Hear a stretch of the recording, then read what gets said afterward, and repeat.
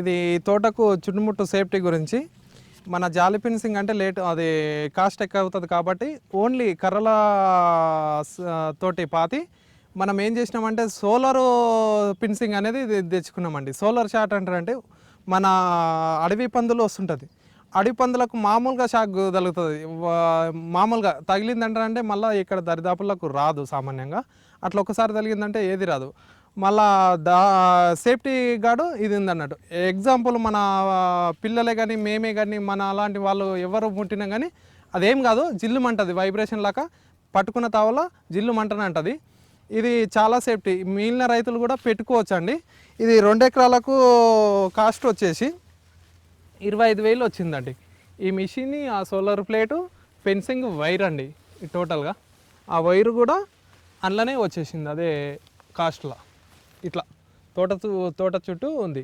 ఈ తోట ఫెన్సింగ్ ఒక విధానం ఏంటంటే చెట్టు అంటే మా ఈ మధ్యన వర్షాలు ఎక్కువ కురిసి గడ్డి ఎక్కైంది. ఈ గడ్డి అనేది ఫెన్సింగ్ వైర్కు తగలనియద్దండి. షార్ట్ సర్క్యులేషన్ మొత్తం గడ్డి తినేస్తుంది. వచ్చే అడవి పందులకు షార్ట్ తక్కువ తగులుతుంది.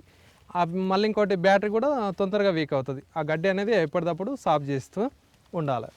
ఇది సోలార్ ప్లేట్ అండి. దీని నుంచి వెళ్ళి వచ్చేసి డే అంతా ఇంట్లో బ్యాటరీ రీఛార్జ్ అవుతుంది మిషన్ ద్వారా అయినాక మనము సోలార్ వచ్చే టైంకు పందులు బెడద ఎక్కువ ఉంది, కోతుల బెడద ఎక్కువ ఉందంటే కోతుల బెడద నుంచి వెళ్ళి ఇది కలెక్షన్ ఇచ్చినాం అనుకో, ఈ ఆర్ఎన్ అనేది కోతులకు రివర్సు కోతుల్ని బెదరగొట్టే సిస్టమ్ కూడా ఇందులో వస్తుంది. దీని వెరైటీ.